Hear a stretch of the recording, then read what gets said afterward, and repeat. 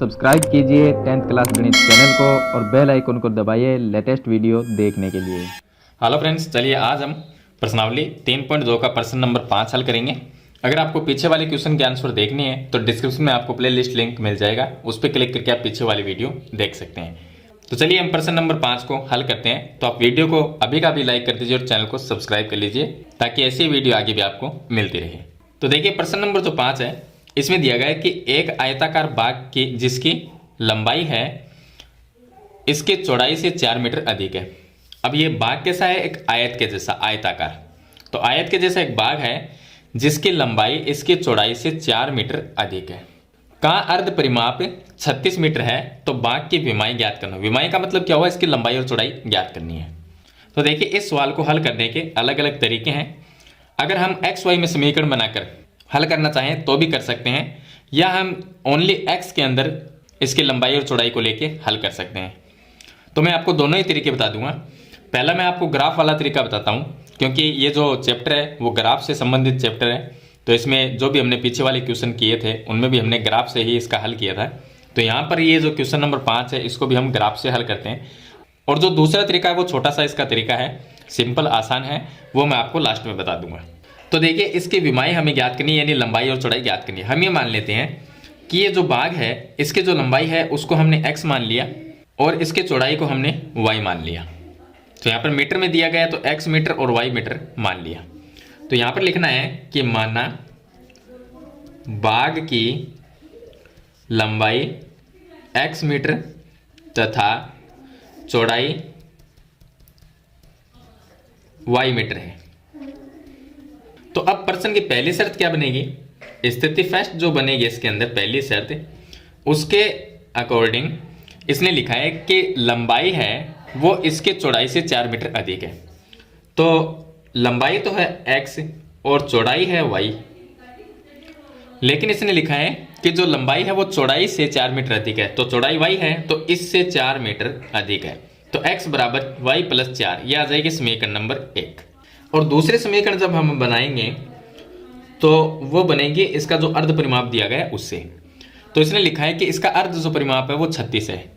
अब ये आयताकार बाग है यानी आयत है, तो आयत का परिमाप का सूत्र होता है 2 गुणा में लंबाई प्लस चौड़ाई और बराबर में हम लिखते हैं परिमाप, ये सूत्र होता है। लेकिन ये अर्ध परिमाप की यहाँ पर दिया गया है, अर्ध परिमाप है, तो इसके बट्टे में 2 का भाग दे देंगे तो ये 2 से 2 कट जाएगा, तो लंबाई प्लस चौड़ाई आ जाएगा। लंबाई कितनी है? लंबाई x है और चौड़ाई y है, तो यहाँ पर x प्लस y रख देंगे तो ये आ जाएगा x प्लस y। बराबर में परिमाप हमें जो अर्ध परिमाप है वो 36 है, तो ये आ जाएगा 36। ये बन जाएगी समीकरण नंबर 2। अब समीकरण 1 और 2 को हल करके हम ग्राफ की विधि से इसका हल करते हैं। तो सबसे पहले हम ग्राफ बनाने के लिए समीकरण 1 लेंगे। तो समीकरण 1 हमें दी गई है x बराबर में y प्लस 4, ये समीकरण 1 है। इसके अंदर हम y का मान रखेंगे, तो y का कोई भी मान रख सकते हैं। y बराबर हमने 0 रख लिया। y बराबर अगर 0 रखेंगे तो x का मान क्या आएगा? x बराबर 0 प्लस 4 बराबर में 4, ये आ जाएगा। और y का मान अगर हम 1 रखते हैं तो x बराबर 1 प्लस 4 हो जाएगा, तो ये 5 आ जाएगा। अगर y बराबर हम 2 रखते हैं तो x का मान आ जाएगा 2 प्लस में 4 बराबर में 6 आ जाएगा। चलिए इसके सारणी बना देते हैं और सारणी में x और y का मान लिख देंगे। अब ये आपको सारणी बनानी और x y का मान निकालना तो आता ही होगा, क्योंकि मैं काफ़ी वीडियो में आपको ये चीज़ें बता चुका हूँ। तो x का मान क्या है? देखिए y का मान 0 रखने पर x का मान 4 आया, 0 रखने पर x का मान 4, 1 रखने पर 5 आया, तो ये 1 और 5 आया। और y का मान 2 रखने पर x का मान 6 आया, तो ये 2 रखने पर इसका मान 6 आ गया। तो समीकरण 1 से एक सारणी हमने बना ली।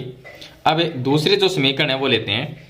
x प्लस वाई बराबर 36 है, x प्लस वाई बराबर 36।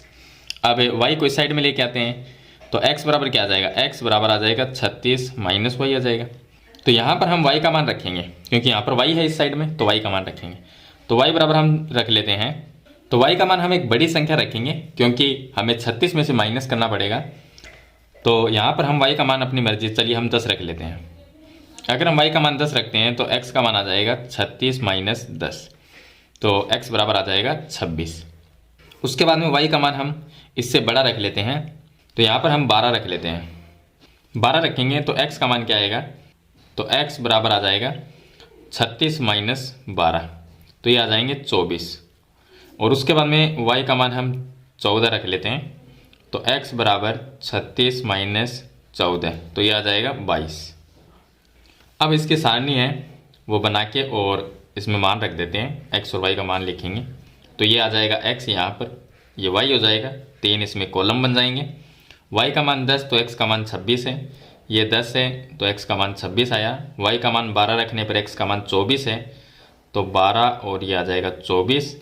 y का मान 14 और x का मान 22, ये आ गया। चलिए इसका ग्राफ बना देते हैं। अब इसका ग्राफ देखिए, सारणी मैंने दोनों यहाँ पर बना ली है। तो पहली सारणी से चलिए हम जो बिंदु है वो लगाते हैं। तो पहली सारणी में x का मान 4, y का मान 0 है। x का मान 4 है और y का तो 0 ही है, तो x का मान 4, एक पॉइंट यहाँ पर लगाएंगे। उसके बाद में x का मान 5 है, y का मान 1 है, तो y का मान ये 2 है, इससे नीचे 1 होगा, तो यहाँ पर 1 है और यहाँ पर हम 5 मानेंगे 4 और 6 के बीच में, तो इसका पॉइंट है वो यहाँ पर आ जाएगा। चलिए उसके बाद में x का मान 6 और y का 2 है, y का मान 2 ये है और x का मान 6 यहाँ पर है, तो एक पॉइंट यहाँ पर लगा देंगे। अब तीनों पॉइंट को मिला देते हैं। तो इस तरह से तीनों पॉइंटों को मिला देंगे। उसके बाद में y का मान 10 और x का मान 26, तो x का मान 26 यहाँ पर होता है और y का मान 10 यहाँ पर है, तो इसके सामने एक पॉइंट हम यहाँ पर लगा देंगे, तो एक पॉइंट यहाँ पर लग जाएगा। उसके बाद में y का मान 12 और x का मान 24 है, x का मान 24 यहाँ पर है और y का मान 12 इस पॉइंट पे है, तो यहाँ से अगर हम दोनों को इस तरह से मिलाते हैं तो ये यहाँ पर एक पॉइंट आ जाएगा। उसके बाद में y का मान 14 है और x का मान 22 है, तो ये हो गया 14 और ये हो गया 22। अगर दोनों तरफ से यहाँ से इस तरह से और इस तरह से अगर मिला के देखते हैं तो यहाँ पर आया था एक पॉइंट, ये आ जाएगा। अब तीनों पॉइंटों को मिला देंगे। तो देखिए जैसे ही हमने तीनों पॉइंटों को मिलाया तो दोनों रेखाएं एक दूसरे को इस पॉइंट के ऊपर प्रतिच्छेद करती हैं। तो इसके सामने अगर देखेंगे तो यहाँ पर y का मान तो आएगा 16 इसके सामने इस तरह से, और x का मान देखेंगे तो x का मान यहाँ से 20 आएगा इस तरह से। तो इस बिंदु का कोई भी नाम लिख सकते हैं। चलिए बिंदु P लिख देते हैं। तो इसके निर्देशांक क्या होंगे, इसके निर्देशांक हो जाएंगे बिंदु P के x का मान तो 20 और y का जो मान है वो 16 आ जाएगा। अब ये x का मान होता है, ये y का होता है, तो हमने इसमें शुरू में क्या माना था, जो इसकी विमाएं थी, तो x को हमने क्या माना था, लंबाई, और y हमने चौड़ाई माना था। तो x का मान कितना आया, x का मान 20 आया और y का मान 16 आया। इसका मतलब ये तो आ गया 20 और ये आ गया 16। तो इसकी लंबाई तो कितनी होगी, 20 मीटर की होगी और इसकी चौड़ाई जो है वो 16 मीटर की होगी। तो इस तरह से विमाएं इसमें ज्ञात करनी है। अब मैं आपको इसका दूसरा एक तरीका बताता हूँ, छोटा सा है। तो इसमें हम क्या करेंगे, देखिए दूसरे तरीके में इसमें हमें दिया गया कि एक आयताकार बाग जिसकी लंबाई इसकी चौड़ाई से 4 मीटर अधिक है। तो हम ये मान लेंगे, एक तो होती है लंबाई और एक होती है चौड़ाई, दो चीज़ होती है। विमाएं क्या है, विमाएं लंबाई और चौड़ाई को विमाएं कहते हैं। तो हम ये मान लेंगे कि जो लंबाई है वो चौड़ाई से 4 मीटर ज़्यादा है। इसका मतलब चौड़ाई को अगर हम x मानते हैं तो लंबाई है वो इससे 4 मीटर ज़्यादा है। किससे 4 मीटर ज़्यादा है, चौड़ाई से 4 मीटर ज़्यादा है। तो जो चौड़ाई है उसमें अगर 4 मीटर प्लस कर देते हैं तो वो लंबाई बन जाती है। तो ये लंबाई हो जाएगी और ये चौड़ाई हो जाएगी। अब अगर हम इसका परिमाप निकालें तो परिमाप का सूत्र होता है 2 गुणा लंबाई प्लस चौड़ाई और बराबर में होता है परिमाप। ये परिमाप का सूत्र होता है, लेकिन यहाँ पर अर्ध परिमाप है तो इसमें हम 2 का भाग दे देंगे तो 2 से 2 कट जाएगा। इसका मतलब लंबाई प्लस चौड़ाई आ जाएगा। लंबाई कितनी है, लंबाई x प्लस 4 ये हो जाएगी और प्लस में चौड़ाई, चौड़ाई x है तो वो x आ जाएगा और अर्ध परिमाप कितना है 36, तो ये आ गया 36। अब x और x हो जाएंगे 2x, तो 2x प्लस में 4 बराबर में आ जाएगा 36। 4 को मैं इस साइड में लेके आता हूँ, माइनस में आ जाएगा, तो ये 2x बराबर 36 माइनस 4 बन जाएगा। 36 माइनस 4 करेंगे तो 32 आएगा। 2x बराबर 32 बन गया और x बराबर 32 में 2 का भाग दे देंगे तो 16 आ जाएगा। इसका मतलब जो x का मान है वो कितना है, x का मान 16 है। तो यहाँ पर x का मान 16 है, ये x है तो इसका मान 16 आ गया और यहाँ पर x का मान हम 16 रखेंगे और प्लस में 4 कर देंगे तो 16 प्लस 4 तो ये आ जाएगा 20। तो ये तो आ गया 20 मीटर और ये आ गया 16 मीटर। तो लंबाई 20 मीटर और चौड़ाई 16 मीटर। तो इस तरह से भी ये क्वेश्चन है वो हल हो सकता है, लेकिन ये जो क्वेश्चन है वो ग्राफ वाले हैं, हाँ, लेकिन इस क्वेश्चन के अंदर क्वेश्चन नंबर 5 में ये नहीं लिखा कि इसे ग्राफ की विधि से हल करो, लेकिन ये जो चैप्टर है वो ग्राफ का ही है, पूरा चैप्टर ही। तो इसलिए मैंने यहाँ पर जो आपको क्वेश्चन नंबर 5 का पहला जो तरीका बताया उसमें मैंने आपको ग्राफ से हल करना बताया है, और दूसरा तरीका ये है जिससे आप इसको हल कर सकते हैं। अगर ग्राफ ना हल करना हो, बिना ग्राफ के अगर हमें लंबाई चौड़ाई याद करनी है तो आप ऐसा कर सकते हैं। तो दोनों ही तरीके इसमें सही है हल करने के, लेकिन अगर ग्राफ से हल करना है तो आपको इस तरह से करना पड़ेगा, क्योंकि ये जो चैप्टर है वो ग्राफ का चैप्टर है।